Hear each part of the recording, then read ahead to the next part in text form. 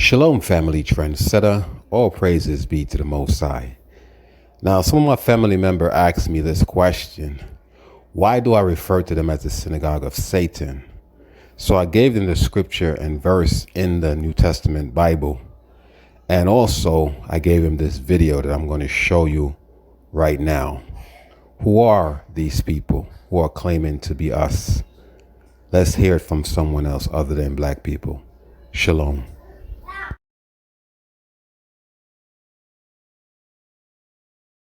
And if I go to sensitive history, well, then I must quote sources that say it rather than that I say it. This is a fascinating book, and the web pages are there. You can check it out. Facts are facts. This is a book that was written by a Jewish man. And he confronted the thinking of many of the high-placed individuals of the world. This is interesting stuff. In this book, Benjamin H. Friedman, a Jewish man, writes about the Jews and reveals an interesting history. He states that the present Jews in Palestine are not the true descendants of the Judeans, but rather descendants of the Khazars. In the letter addressed to D. David Goldstein of Boston, Massachusetts, a convert to Catholicism, the author, Benjamin Friedman of New York City, dated October 1954, provides some fascinating insights. This is in the public domain. Let's study this for a while and see where we get. Benjamin H. Friedman claims that the word Jew was only introduced into the English language in the 18th century, and that Jesus referred to himself as a Judean and not as a Jew.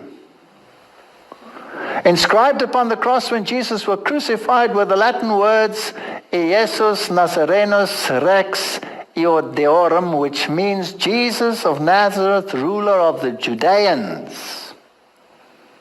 Now this is fascinating. I went and checked it, and it is so. Yes, it happens to be so. Now the word Jew today has a religious as well as a political connotation. You think of a Jewish entity, a government, but you also think of their religion incorporated at the same time, whereas the term Judean is a geographic connotation. It's a geographic, it doesn't incorporate the religion. It's where he came from. He was from Judah. He was a Judean. He further writes, the form of religious worship known as Pharisaism in Judea in the time of Jesus was a religious practice based exclusively upon the Talmud. The Talmud in the time of Jesus was the Magna Carta, the Declaration of Independence, the Constitution, the Bill of Rights, all rolled into one, of those who practiced Pharisaism. The Talmud today occupies the same relative position with respect to those who profess Judaism. So the rituals and rites that many of them observed were based on the Talmud and not on the Torah. Rabbi Morris, this is all from the source. Rabbi Morris N. Kurtzer wrote a most revealing and comprehensive article with the title, What is a Jew?, which was published as a feature article in Look magazine in June 17, 1952 issue. In that article, Rabbi Morris Kurtzer evaluated the significance of the Talmud to Judaism today. In that illuminating treatise and that important subject, by the most qualified authority at the time, Rabbi Morris N. Kurtzer stated, the Talmud consists of 63 books of legal, ethical, and historical writings of the ancient rabbis. It was edited 5 centuries after the birth of Jesus. It is a compendium of law and lore. It is the legal code which forms the basis of the Jewish religious law, and it is, note, the textbook used in the training of rabbis. So rabbis are trained according to the Talmud. And the Talmud has very little in common with the Bible. Then he states, from the birth of Jesus until this day, there have never been recorded more vicious and vile, libelous blasphemies of Jesus or Christians and the Christian faith by anyone, anywhere, or any time than you will find between the covers of the infamous 63 books, which are the legal code which forms the basis of the Jewish religious law as well as the textbook used in the training of rabbis. I don't want to go into it.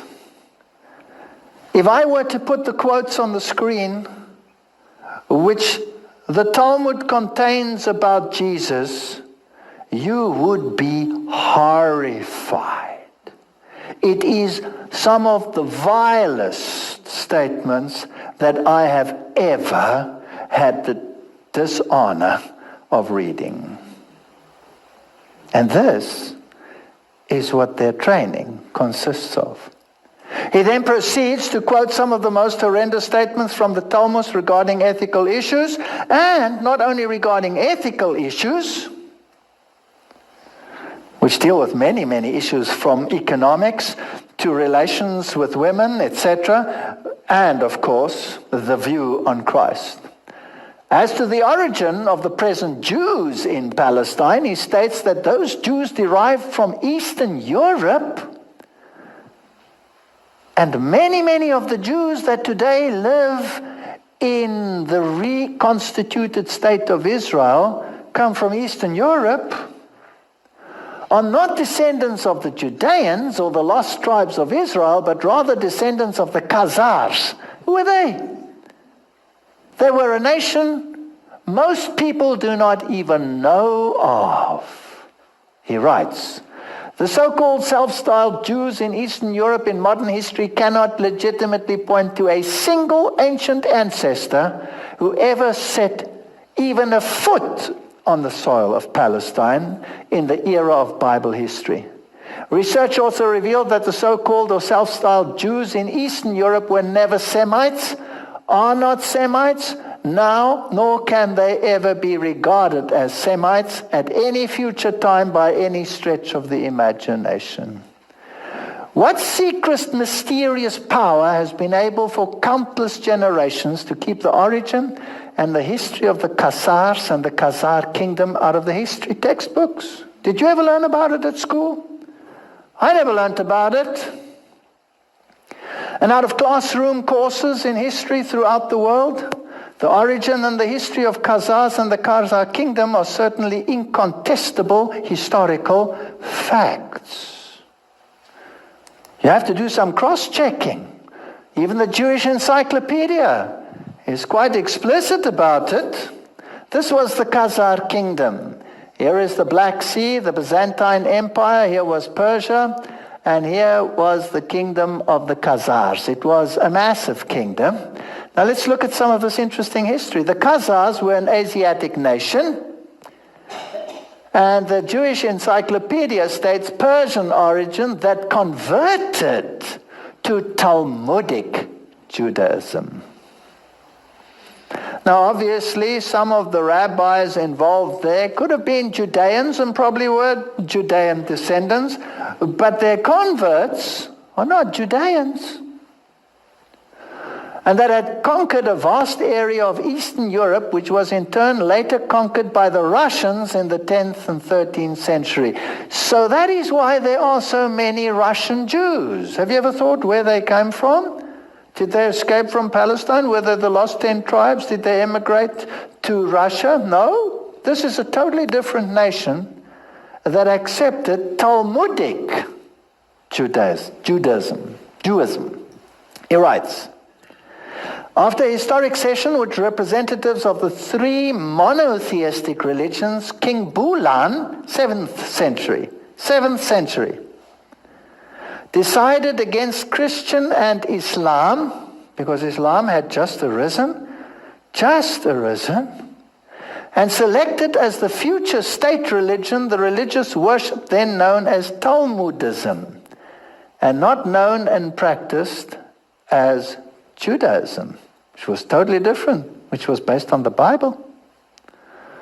They adopted the Hebrew alphabet, and the Khazars adapted words to their requirements from the German, the Slavonic, and the Baltic languages. This language was known as Yiddish. And Yiddish used the Hebrew alphabetic characters, but not Hebrew.